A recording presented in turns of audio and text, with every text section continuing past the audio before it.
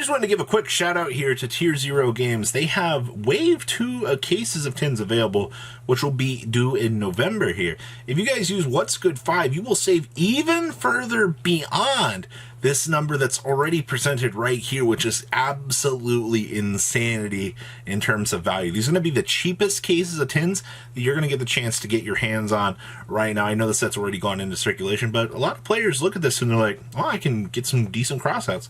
So I'll leave a link down below to Tier 0 Games. Let's check into Market Watch, shall we?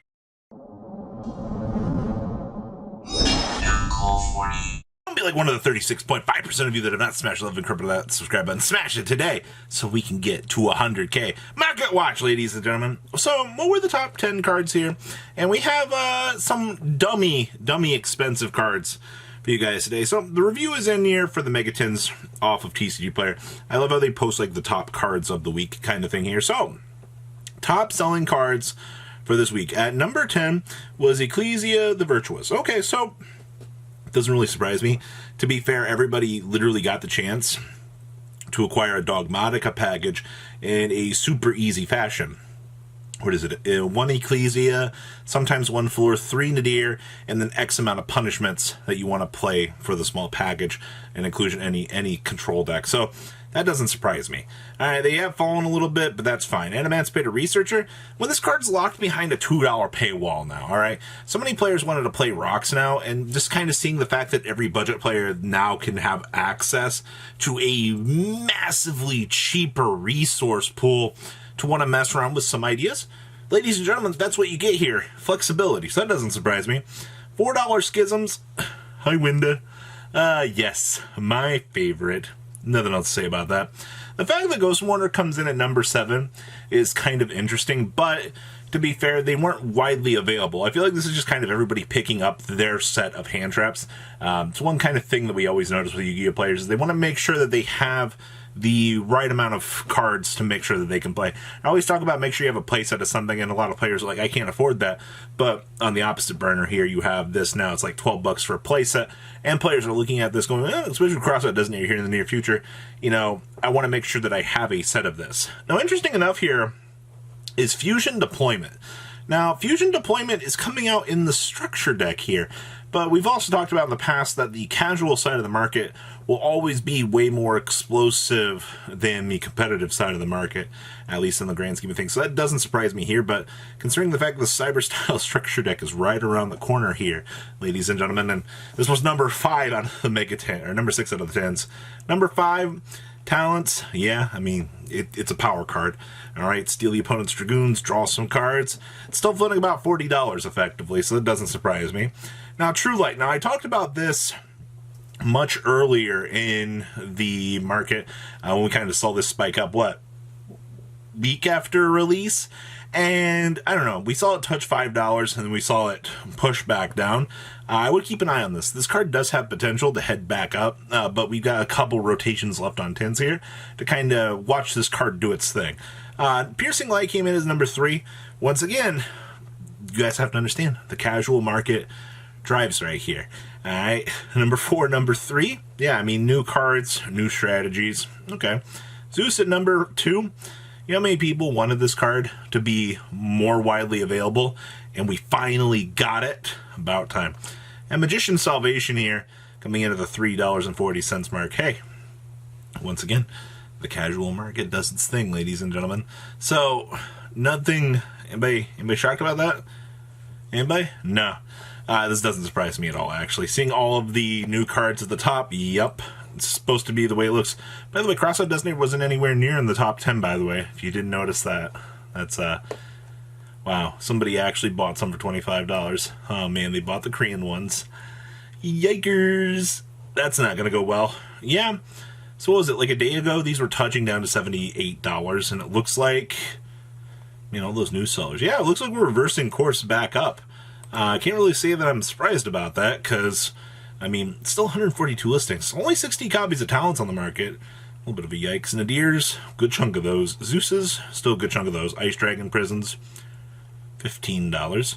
Lulu's back down to 5s. I've talked about also on the tins that there's a lot of good potential stuff in here to kind of rock the boat and push back up. So don't be surprised if you're looking at like these $2 to $3 cards and you see one of them goes up to like $5-6. Just kind of how it's going to happen. There's a lot of large quantities of things on the market. You just got to watch the things in the smaller quantities. Like, I guess Ghost Mourner is one to keep an eye on. Parallel Exceed. That's very interesting. Huh. Parallel Exceed's fine, but Ghost Mourner, I guess. So that's your little look into the tins here. Cyberstyle Structure Deck. You guys know, I've already heard complaints from players, and I can understand why, but Imperm is in the Structure Deck as a super rare.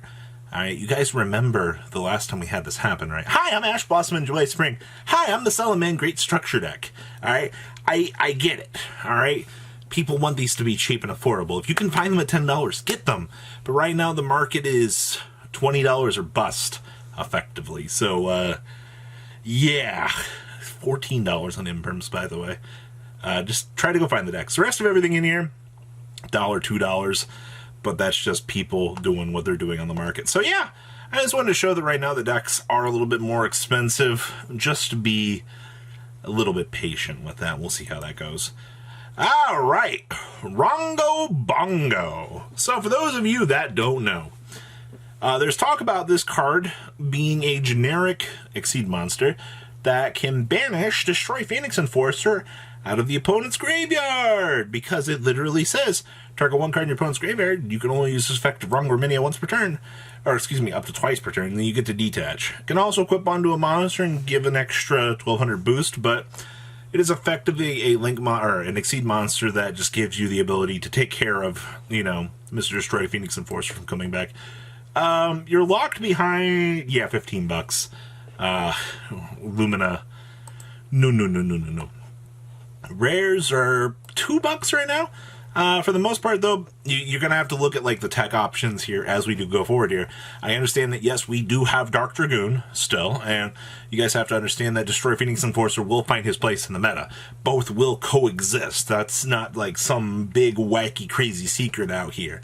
All right, because looking at Destroy Phoenix Enforcer, it is way more splashable if you just open up the fusion versus everything else. So that's definitely something you got to keep an eye on. Sky Cavalry. Ah, yes. $200. This is what, like the third buyout on this card? It is a generic Exceed monster. Once again, generic Exceed monster. Level 2. That gives you bounce ability, protection, and I just made Downer Magician into Zeus. Why else would you look at this? Right now, it needs a reprint very desperately, because this card should not be this much money, alright? Its last reprint was in the 2015 tins, ladies and gentlemen. Why? It's so bad. Destiny Hero Dasher. Oh boy. So I just wanted to peep in here because I was told somebody bought a ridiculous amount. Yeah, one sold for $300. Yikes. Yeah, I ain't playing that game. That's disgusting. Actual.